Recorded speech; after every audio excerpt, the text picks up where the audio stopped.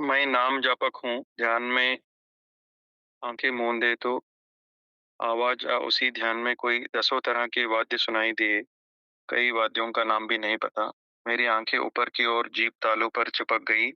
आँखें बंद हो गई और सिर के अग्रभाग में तालू के ऊपर वृत्ताकार परिधि में सुन्नवा इसी तरह का सहस्रार पर एक वृत्त 2-3 घंटे रहा। वर्तमान में सिर के मध्य व सहस्रार के ऊपर की ओर कुछ हल्की हवा जैसी ऊर्जा बहे बहता रहता है।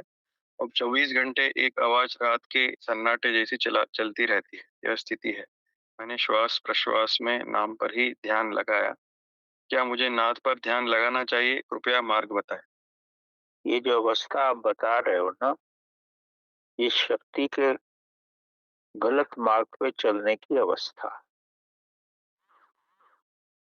अब नदी का पानी नदी में ना बह करके अपने बांध तोड़ करके इधर उधर अगर बहने लगे तो खेतों का भी नाश कर देगा, गांव का भी नाश कर देगा और आपके पशुओं को भी कष्ट देगा।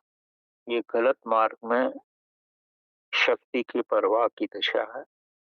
जिसने भी ये प्रश्न आपसे किया है या लिखित में दिया है, उसको बोलो कि 2-4 महीने के लिए सब कुछ छोड़ दे, एक साधारण व्यक्ति की तरह जीवन यापन करे, ताकि उसकी शक्ति जहाँ पर थी वहीं पर पहुंच जाए और फिर किसी सदगुरु से दीक्षा लेकर के इस रास्ते पे चले। क्योंकि जब ये शक्ति ब्रह्म नाड़ी में होकर नहीं फ्लो करेगी, नहीं बहेगी, तो ये सब तरह का आपके जीवन में प्रहार ही करेगी, कोई खुशी और आनंद नहीं लाएगी। तो इसको पहले प्रारंभिक अवस्था में आने दो और तब किसी सदगुरु के सामंजस्य में आकर के इस रास्ते पे चलने की कोशिश करो।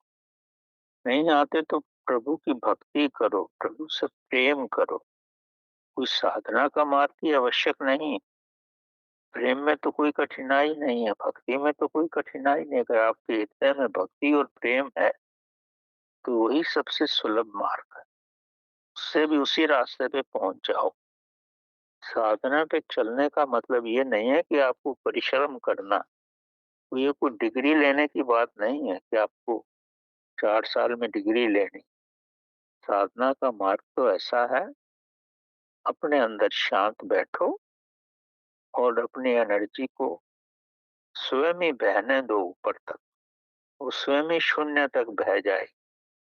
अगर आपके अंदर शून्य है, ऊपर खाली है, सिर्फ परमात्मा की इंतजार है, तो आपकी एनर्जी वहां तक पहुंच जाएगी।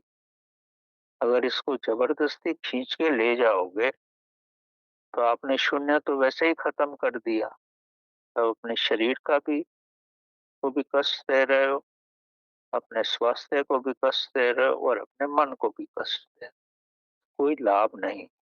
प्रभु के पर चलने का मार्ग तो आनंद का मार्ग है। इसमें कोई कष्ट नहीं आता। कष्ट तभी आता है जब आप इस पे अपना प्रतिरोहण कर। इस पे अपना प्रतिरोहण मत करो।